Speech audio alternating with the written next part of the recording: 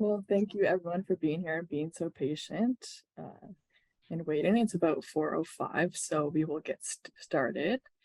My name is Emily Scott, and I'm the Stakeholder Relations Officer here at the Douglas Coldwell Leighton Foundation, and I will be your host today. So I would like to begin by acknowledging the Indigenous peoples of all the lands that we are on today.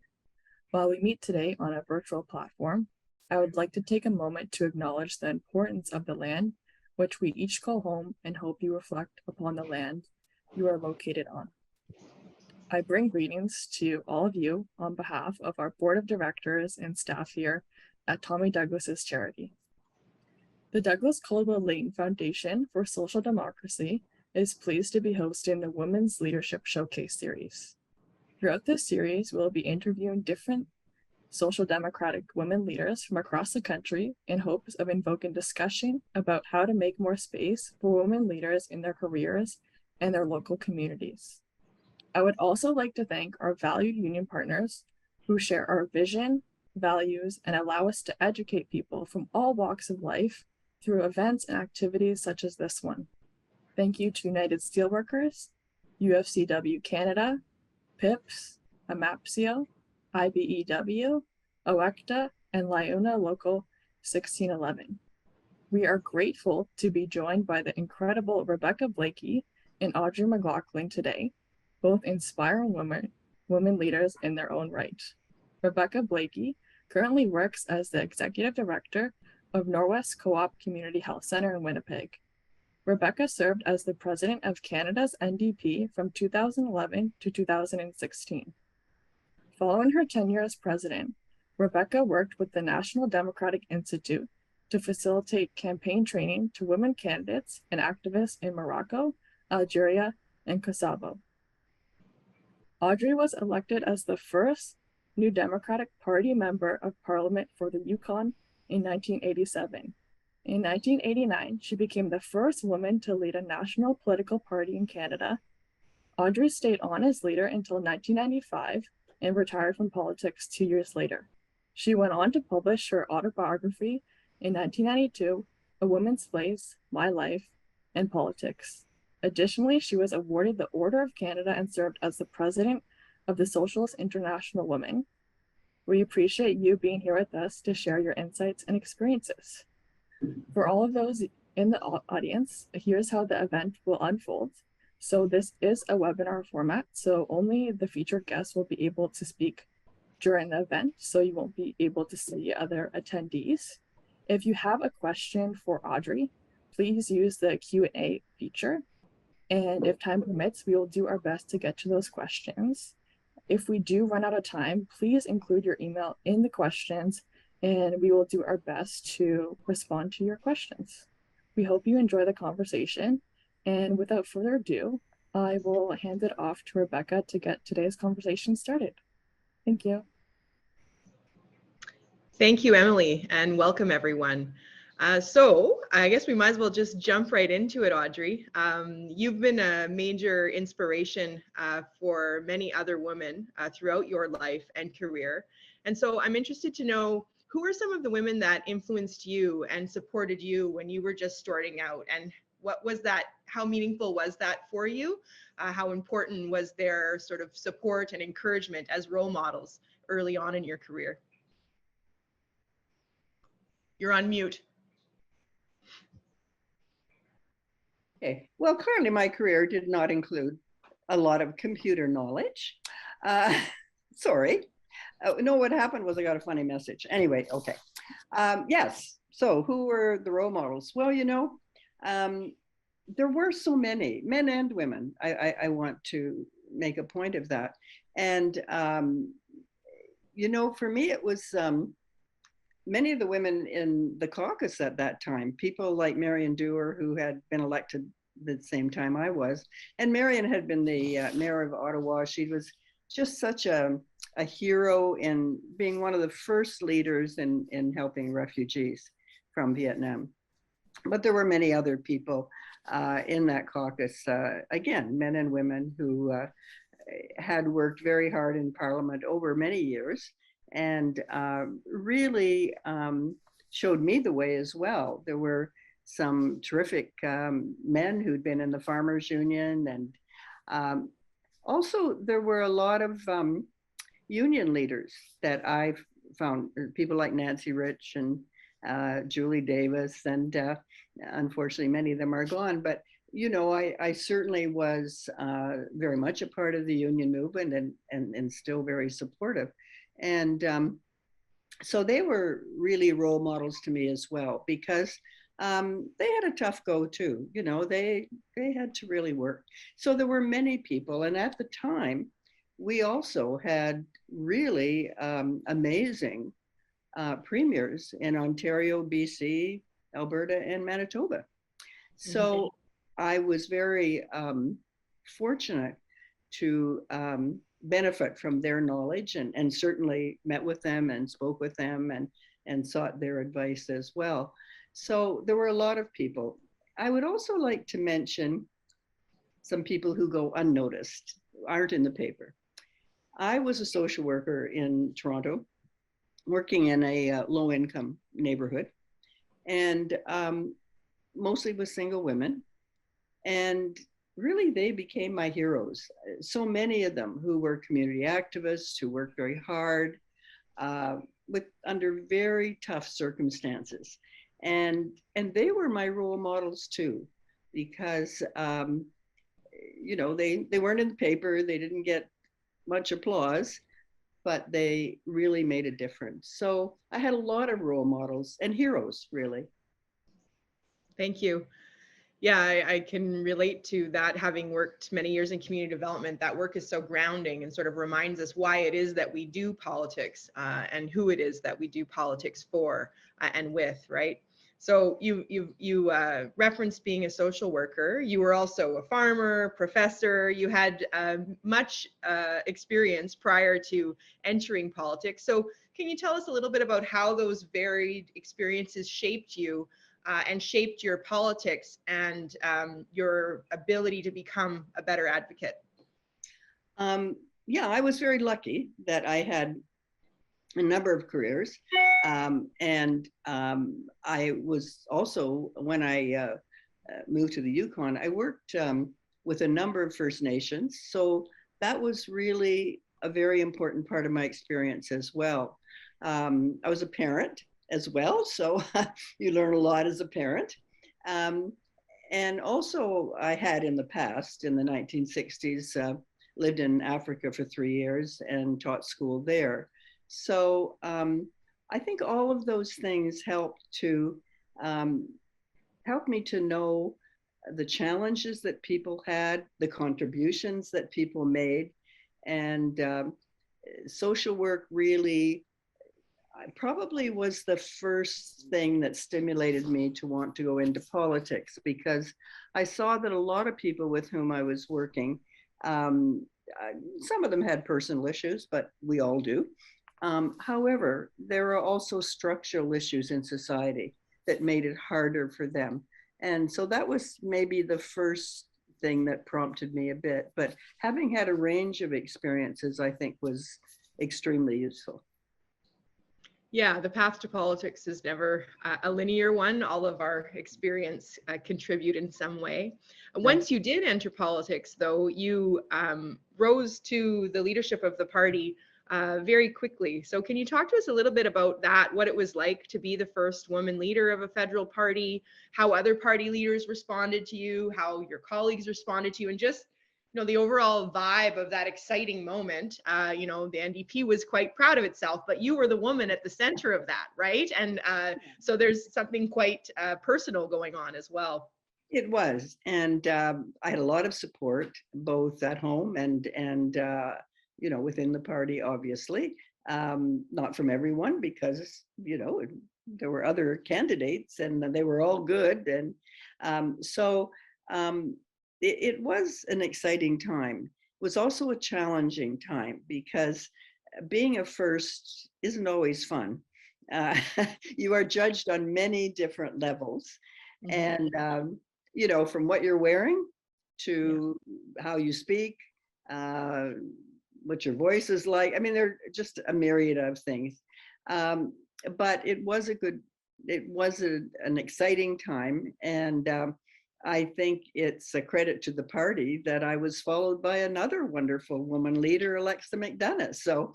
Uh, so in terms of other party leaders, Mhm.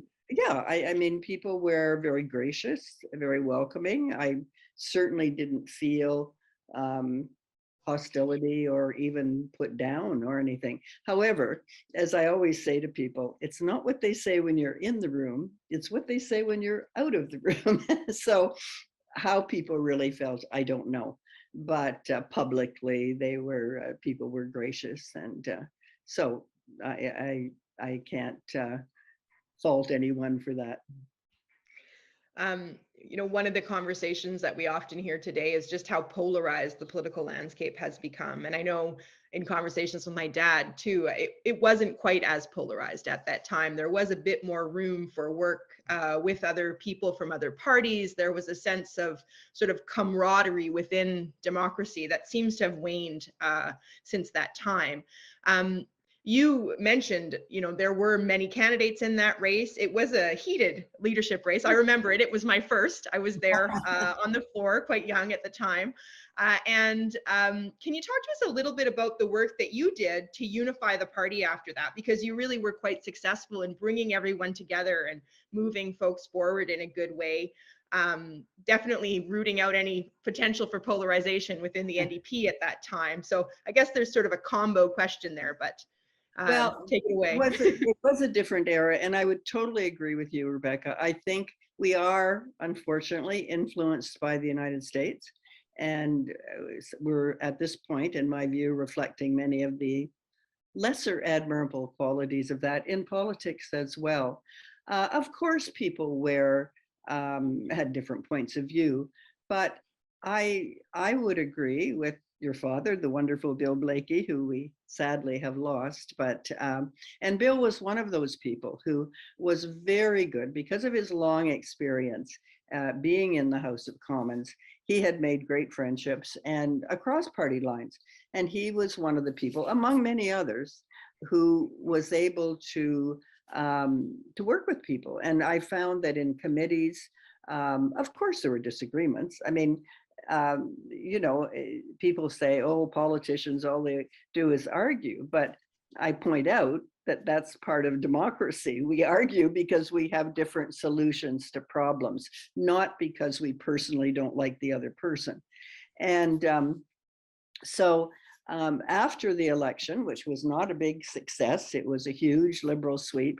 The only time we've actually beaten the Conservatives, I must say, we got more seats than the Conservatives, which was not a big source of pride, I can tell you, because it was a sad result from the party's point of view, and certainly from my point of view. But I traveled around. I tried to visit again all the provinces and territories, speak to party members about what we could do, what we were able to do, and that we would, carry the principles that we'd always believed in, and we would do so strongly. And I think we were able to do that. So with, the help of a good caucus and our work in the House of Commons. And then I think party members who, were very accepting. NDPs had, ups and downs, but as all political parties have. I mean, and I think that party members reacted well, which helped. Unions were very helpful. People in the union movement, leaders of the union movement, were very helpful and meeting with me and helping me to work with union members as well. So I had a lot of support. So it wasn't just me, for sure. Yeah, I think that's a good message, and a good thing to remember is that leadership is really important, but leaders are also shaped by the people that surround them, and much of what they're able to accomplish is because of their team, right? Absolutely, yeah. Yeah.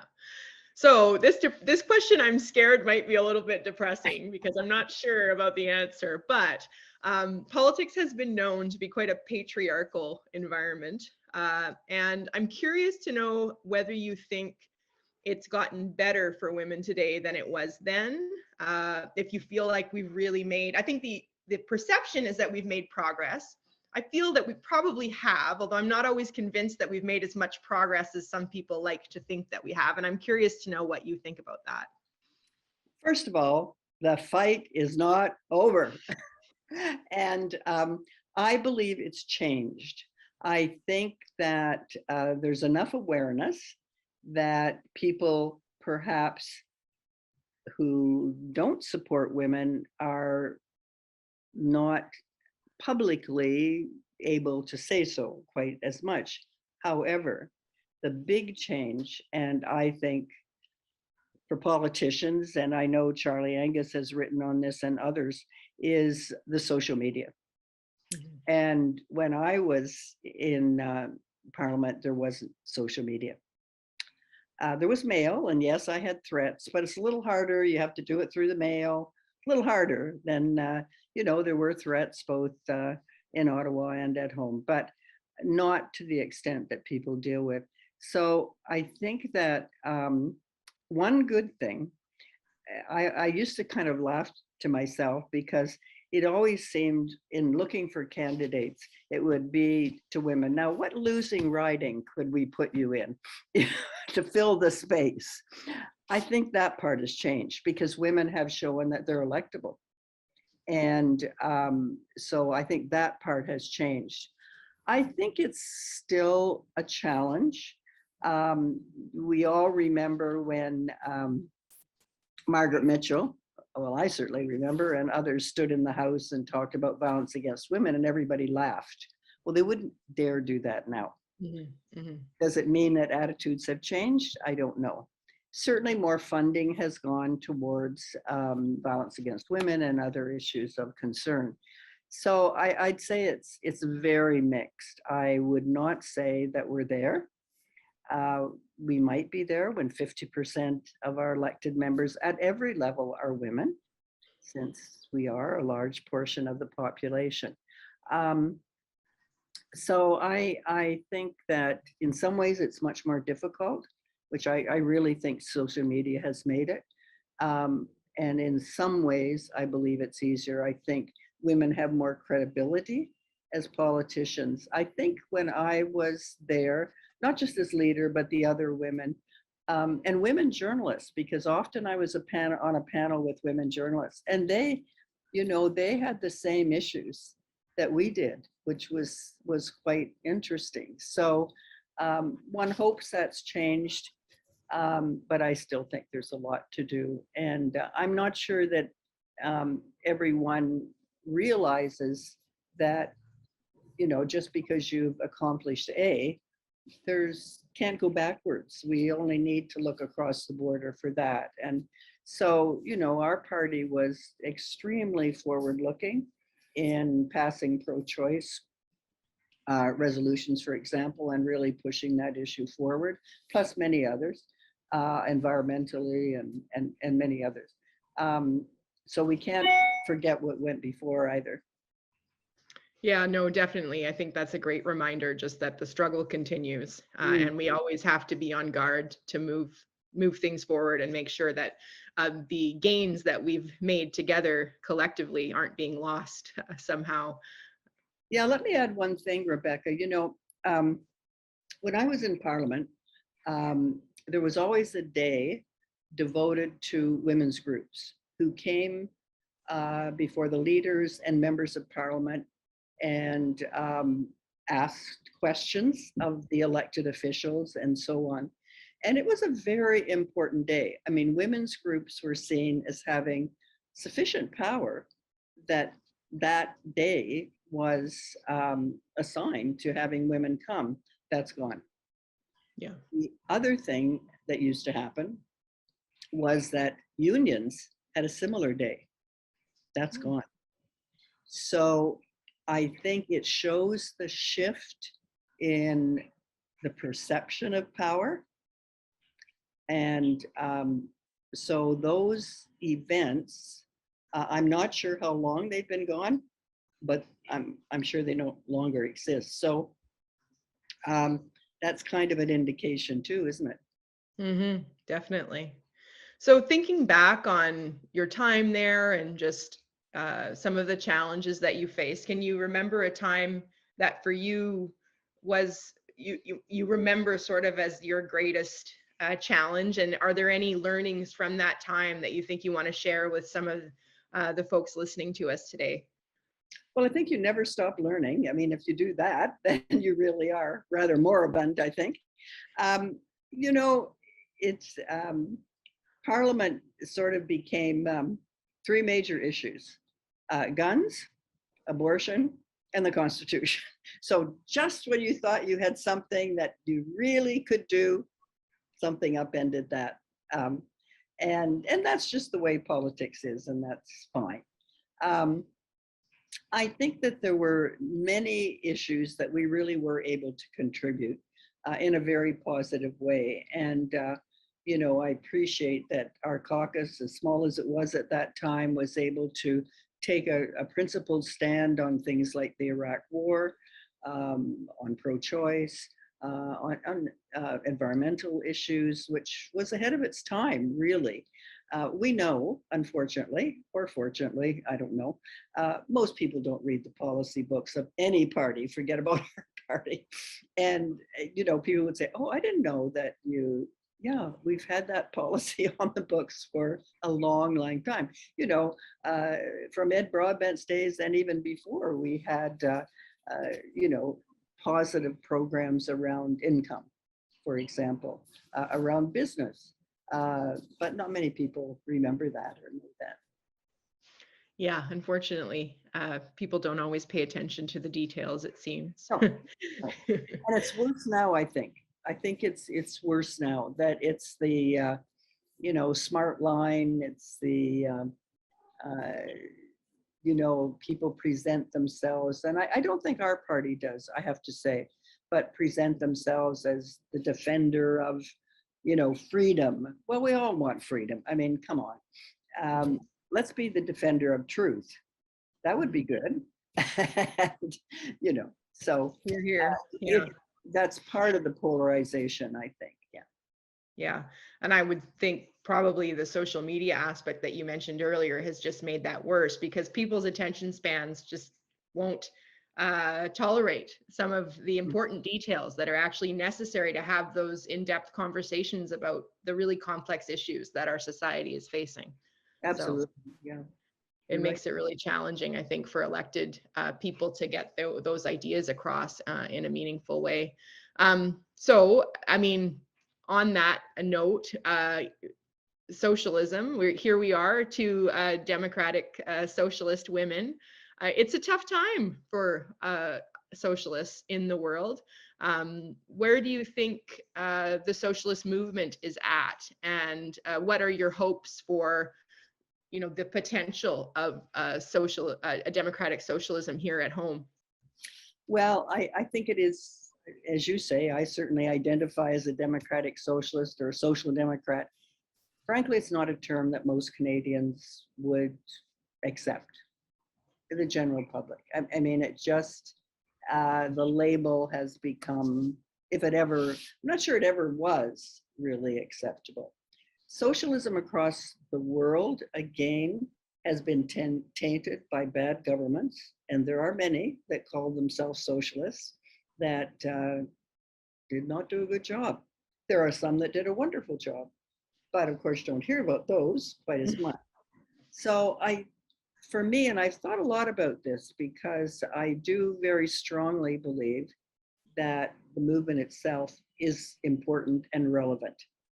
That what we have to do is, rather than deal with the labels, is make sure that our policies and the way we act, both ethically and principled, don't change. Of course, our policies change because the world changes and there are different needs and so on. But our current economic system it's what I mentioned about unions. The percentage of union members has gone way down. And, you know, the fact that they are supporting the foundation is wonderful. How many people know that? How many people know about their international work? Hardly anybody. Oh, they're just, you know, they just want more money. Because of the union movement, all our lives have been raised up. And Again, it's hard to convince people of that. So I try not to dwell as much on the label as, are we really doing what we believe in? I think we still have to be the champion of bringing forth greater equality at all levels, whether it's gender, race, economic. Poverty is a huge issue still in this country. Who's going to be the champion to change that if we aren't? That doesn't mean we don't have to have good economic policies. We don't have to make sure that the policies we have are well thought out and so on. But who's the champion? And I know there's a lot of discussion in prior elections, not just the last one, about the middle class. Okay, that's important. And I think it is an issue. We know that they probably vote more than people who have less income, but they need a champion. I'm sorry.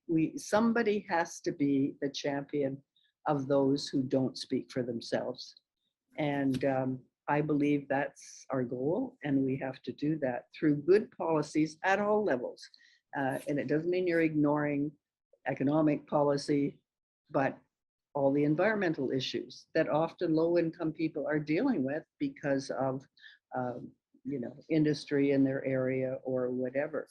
So I think that's the way we convince people that being a social democrat means something. Yeah, because in countries where we have seen socialism do well of late, they really have come back to that class analysis, which it seems has been lost, I think, to some degree in Canada and even in our own dialogue as New Democrats, talking about other very important issues and, things that definitely need to be kept at the forefront. But class too, I think, is something that brings people together, especially some of those angry potential Polyev voters. So we need to make sure that we're speaking to those people who are just struggling, I think, to make ends meet and That's right. Put food on the table. Yeah. And the COVID pandemic, I don't think as a country we've reacted well. And I'm not talking about the medical side. It was something new. Of course, opinions changed, masks, no masks, whatever. But I think that it brought out some of the best and a lot of the worst in people. And, because I'd worked overseas in a lot of countries that had gone through wars and conflict, I thought, we're not reacting well to this. And let's remember what real freedom is. And somehow we lost some of it. It became a target for the anger about many things, I guess.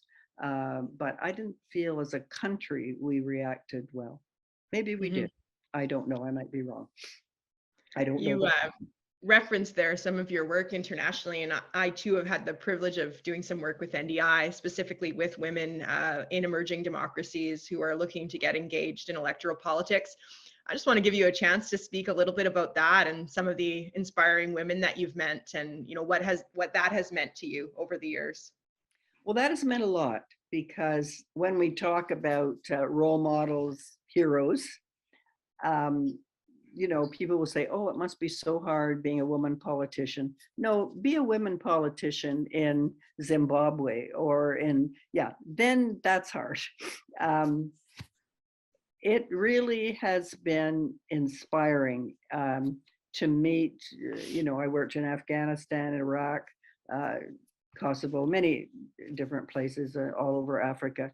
And it is just amazing to me, the number of women and the men who support them, because we talk about women, and we should, but we have to also remember the men who support them. And in many of these countries, I worked in many Muslim countries where people were Muslim, and lots of support from men as well as women. So I learned a lot from them, a lot more than probably I ever conveyed knowledge. And of course, in the work that I was doing, we weren't talking ideology. We were talking about you know, running a party, and many, I think almost all political parties that I worked with had women's sections. Now they had more or less power. But I remember working in Yemen, and the most conservative Islamic party had asked me to come and do a thing on membership and organization. So a lot of which they did through the mosque and so on. So that was fine. And I read their constitution, and I said to them, I actually could join your party. I mean, I think any New Democrat would have, but I said, I couldn't run for your party. So I can't join, you know, I, in a joking way, of course, but so I learned a lot, and I came to admire so many women, not just in developing countries or countries that were changing. I mean, changing from a tribal system to a democratic system in countries, say, like Yemen, is very, very difficult. And many people were always generous and always, I found, welcoming, and much you're doing through translation. And but it was a wonderful experience. I was very fortunate. Thank you for sharing that. So when you look back on it all, time with the NDP, the many different parts of your career, all the advocacy work that you've done, and the international, do you have moments that stand out for you as some of your proudest achievements, or times when you thought, okay, yeah, I really got something done here, and I feel good about it? Well, as you know, politics is not revolution. So we all go into politics thinking, you know, I want to change that, but it takes time, and you have to build a movement. And so, but there were things, I think, that as a party, so not just me, I'm talking about the party, achieved when we brought in a motion, not 100% accepted, that 50% of our candidates should be women. In terms of issues, I think I mentioned it before, we took really principled positions, I believe, on the Iraq War, on other things. Of course, when the land claims agreement for the Yukon was passed in Parliament, that was a pretty exciting day as well, because I had worked with many of the First Nations here in the Yukon. So that was very exciting. So I think that we did, working on women's rights, I think we really were in the forefront of women's rights, absolutely. Hope we remain that way. But not just women's rights, but all marginalized groups. I think, again, we need to be a champion. And so there are many things, you know, when you look back on the years, and that was actually, Rebecca, quite a long time ago. I remind you, I'm 86 now, so come on, it was a long time ago. It's always hard to remember, you know, you always remember the negatives. And I think most of us do that in life. Oh, the person who didn't speak nicely to us, as opposed to the 35 people who spoke very nicely to you. So I try not to do that. And, you know, one of the great joys of being the leader was meeting members across the country. I mean, we just have such wonderful people who really believe and work. And yes, we lose elections sometimes, maybe often, but keep that flame alive. And that to me is a very exciting and privileged thing to be able to do. Yeah, I couldn't agree more. I know when I think back on my time as president, it was that traveling to meet the members that just, you'd come out of an event with the membership and think, okay, there is hope for the world yet, because there are such wonderful people out there, you know, supporting right and, you know, good through thick and thin, even when it's very difficult to do so. So it is really inspiring. I think that's one of the things that is a real gift of being a New Democrat, is to being a part of that large family across the country of folks who do believe in a better world. So, absolutely. And you know, the other thing was, certainly when I was in Parliament and leader, the youth movement was very active. and you were part of that. You didn't have a choice. But no, that was really inspiring, because to see young people, and that was true with the international work as well, not just women, but how young people really wanted to change. Now, as I look around now internationally, some of that change hasn't happened, but I think it will, and so young people in the party were really, really an inspiration, and many of them have gone on to do wonderful things, so that's great. So that's a great segue to the next question, which almost brings us to the end of our discussion here today. And that is, what piece of advice would you give to younger women today who are looking at getting engaged in politics or community activism or whatever level of advocacy it is that is interesting them? What would you say to them?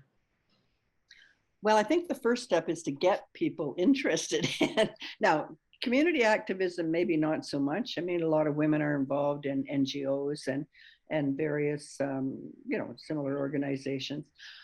I think, again, it's a very different culture today. I think every organization I know, including our own, is suffering from a lack of volunteers. And, I don't know what the answer to that is. However, as women, I think we have a huge contribution to make. I mean, our views have to be heard. They really do. And we don't just represent ourselves, we represent a wider community. We can be parents, not parents. We can be from all walks of life. What I would say to women, it's kind of, when we were looking for candidates, because of course, when you're the leader, you're always looking for candidates. I often found that men would say, oh, I don't know if I could deal with all that power. And women would say, I don't know if I could deal with all that responsibility. And a lot of women didn't want to face the scrutiny, which is, I mentioned about social media, but men are getting as much negative social media as women. So, it doesn't matter much, I guess. But it's a tough one.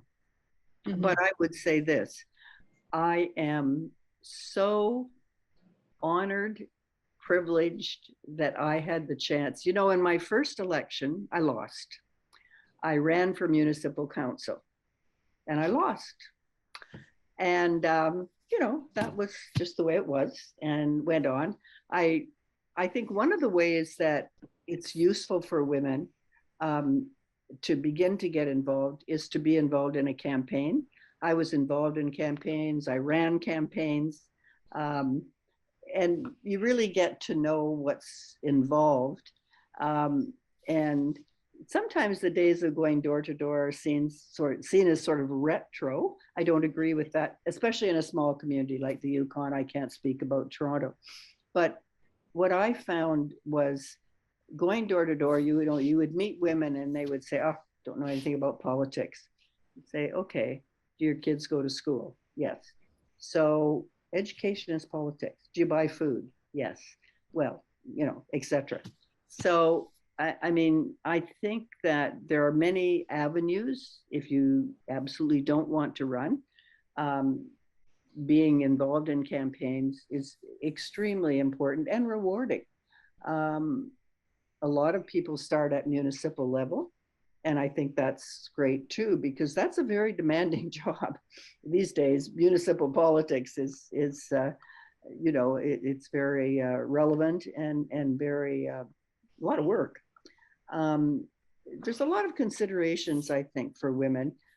I think it must be difficult when you have a small child. Now, I did not have small children. I'd been a parent, but I didn't have small children. But women have done it. I mean, better women than I have certainly done that. There are issues of travel and so on to consider, but I think having the supportive family is very important. But I can say to people, what have you got to lose? You have a chance to make your community, to make your neighborhood, to make your country better. Well, that's a pretty big deal. And it's exciting because it's a learning experience. Sure, you might not win, but you might. I remember once I was doing a seminar with women who are going to run. And one person said, well, I'm really kind of afraid I might win. And she did, by the way. And she went on, she was an MLA. She went on to do a wonderful job. But, you know, yes, there's scrutiny, but I think women are tougher than that. We have to know who we are. And once you feel comfortable with that, I think it's, that's half the battle. What I don't like, I don't know why we all say this, but we do. Oh, well, she's really strong.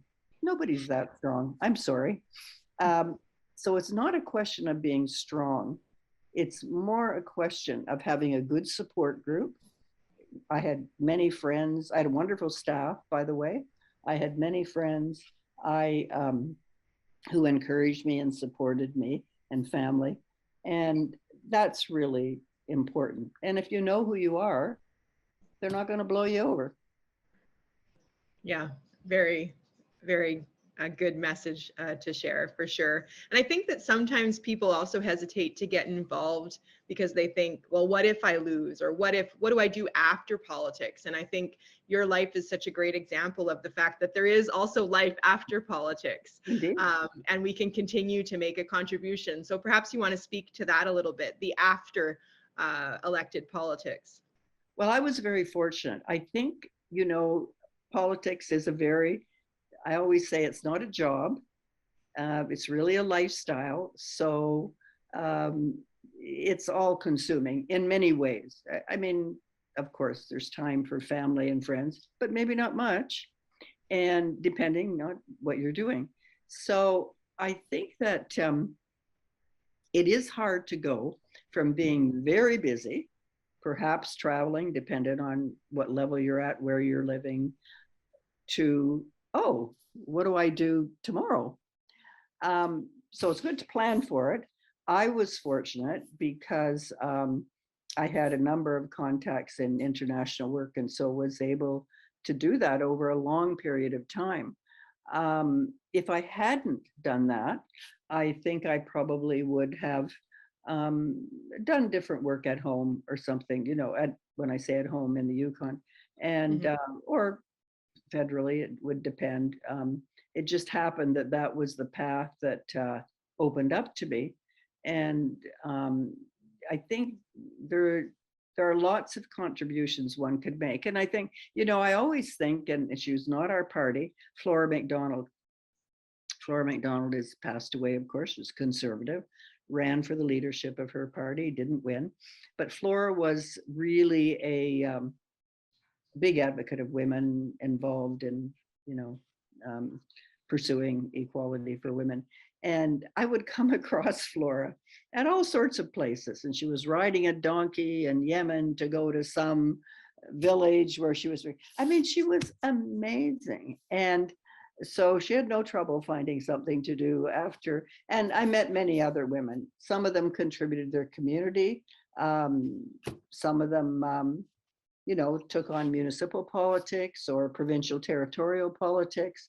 So there are lots of options. And excuse me, what you learn in politics is very transferable. So it's exciting. It's energizing and exciting. Yeah, I think that's great. It's funny that you mentioned Flora McDonald. Actually, one of the last gifts that I received from my dad before he died was her autobiography. And it's really a pleasure to read. Yes, she was a conservative, but I recommend it to everybody, especially young women thinking about engaging in politics, because her story really is a fascinating one. It sounds like she was quite the character. So it was, and just did so much. I mean, she was really impressive. Yeah. So, I mean, thinking about that, and I mean, you mentioned earlier that you are 86, which is just absolutely fantastic. Might we all be as sharp and beautiful at 86? It's an inspiration in and of itself. But what was it like for you growing up? Like, you know, you would have been growing up at a very different time than me. I'm about to be 45. So a bit of a difference there. Did you ever imagine when you were a little girl that you might end up leader of a federal political party? Was that even a possibility in your mind? Not at all. My mother actually was in municipal politics in a very small town. I was thinking about this the other day, she's passed, of course, but she was involved in that. And in those days, it wasn't really a very big deal. And it was a very small town. But my first encounter with Parliament, I was 15, and there was a contest to write by the MP, who was Paul Martin's father at the time.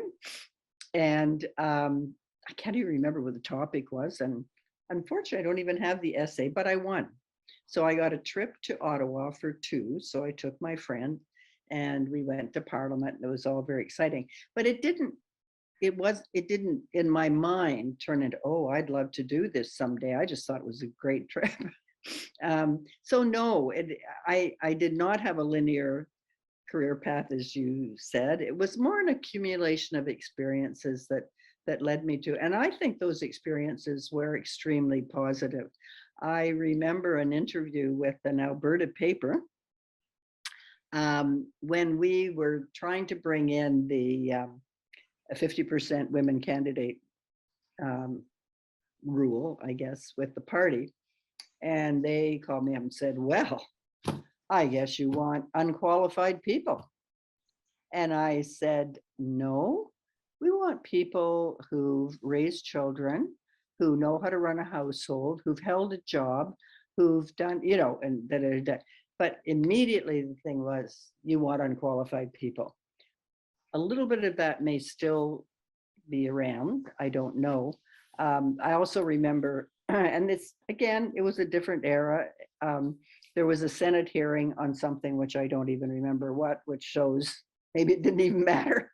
And there were a number of witnesses, and the chair of the committee said, well, we've heard from the experts, now let's hear from the women.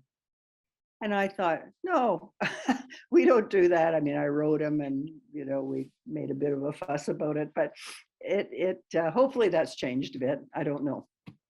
I sure hope so. Yeah. I mean, I think it probably depends who's in the room, but I think generally, at least, hopefully, people have a bit of a better attitude these days. But you mentioned remembering that, and I know you did mention before something that struck me, really, that ability to focus on the positive is so important in a life in politics, because there are going to be these negative moments. There are going to be people trying to get you down. So before we wrap up, I guess just to finish on a positive note, although it has been quite a positive conversation, and I thank you for that. Do you have any tips for people, women in particular, but people more generally on this journey, on how to build that mindset of sort of trying to let the negative just, not get to you, and keep your focus in mind and keep moving forward? Well, I think it's just keep doing what you believe in. It is very hard. And I won't say it didn't happen to me many times that, I shed a few tears and the negatives didn't, affect me. That would be silly to say that, it didn't really affect you. But I didn't have time to, so I think if you have a goal, even if you don't have a goal, but you're talking to friends, you're talking to others, again, men and women, about what you might like to do, I think that's one of the ways. Everybody has negative thoughts, negative experiences. So I don't have the answer. I was a social worker, but I'm not a psychiatrist. So I can't tell you how to do it. But we all have negative experiences. For example, while I was running for leader, my mother died. That was a little tough, to say the least. But one goes on. There are personal challenges as well as political challenges. But I think that you just have your sights on the goal and have fun. You know, it doesn't have to be so serious. And, you know, when I get all these negative comments about what I was wearing or how my voice was, or heavens knows what, I would, I remember somebody saying, oh, well, look, she's got this on. And I said, I'm in the House of Commons every day with 250 men in the same suit. So please, you want give to me a talk break about already. my clothes? I mean, I think you really have to have a sense of humor. And I tried to use that to counter some of the negative things that might have happened. I mean, not to be frivolous, or maybe to be frivolous, it doesn't matter. But I think you need a sense of humor and not take things too seriously. Most things are transient. You know, what the crisis of today is may not be the crisis of tomorrow. Certainly wasn't in politics, but that's true with life too. And there are real challenges that people have, and you know, look to those people and how they've dealt with things. I mean, I was physically fine, and you know, had a little bit of a brain. I don't know how much is left, but there might be a little left. I don't know. Anyway, I think it's to have fun too. Yeah, no, thank you. Well, this has definitely been a lot of fun. So thank you so much for being so open and just sharing your wisdom with everybody who's tuned in today and everybody else who's going to be able to watch this later on. It's been really fun to see you and to get to chat. And the weather here in Winnipeg is actually making us wonder if we might end up with a flood, which is reminiscent of one of my fondest memories of meeting you when you came here and did a tour of the flood zone. I remember. I think you wore my brother's rubber boots, actually. Hope it would stop snowing. So yeah. The rest of the country that says, oh, the daffodils are coming up, our daffodils are scared to death. I mean, I don't think they can't get under the snow. I don't know, but that's life in Canada. So, and I want to say to you, Rebecca, that as a young person, you were an inspiration too, and you went ahead. And I know you grew up in a political family and your brother is a politician too, but you made a big contribution and you still are. And I think it's the young people like yourself, and I know you may not feel young at your advanced age. To me, you are young. And I appreciate all that you've done over the years. And it's been a lot of years that I know you've worked in the party, not just when you were president, but before. So thank you. Well, thank you. It was very kind of you to mention that. I appreciate it very much. So thank you to everybody for tuning in. And I guess that sort of ends our exchange today. I'm going to hand it back over to Emily from the foundation. Thank you again to Rebecca and Audrey for that very informative and inspiring discussion. I felt it was a very uplifting and positive conversation. So thank you for that. We really appreciate you both taking the time and are so grateful for your contributions to social democracy and our growing charity here. I know I gained a lot of valuable insights that I will take with me going forward as a young woman in the political sphere, and I hope the same goes for everyone watching, that they take away a positive note. But yeah, this series is tied to the Alexa McDonough Women's Leadership Center, which is a live-in repository for stories of success and triumph of the women who have fought so hard over many decades and those who continue to fight for justice and social democracy today in honor of Alexa. It is our goal to continue her legacy by continuing to make space for other women to become leaders and educate others on the value of social democracy. Thank you to our supporters, the board and staff who joined us. We really could not do this work without your trust in us. And a special thank you again to all of our generous union partners for their support. Thank you to the United Steelworkers, UFCW Canada, PIPS, MAPCO, IBEW, AWECTA, and LiUNA Local 1611.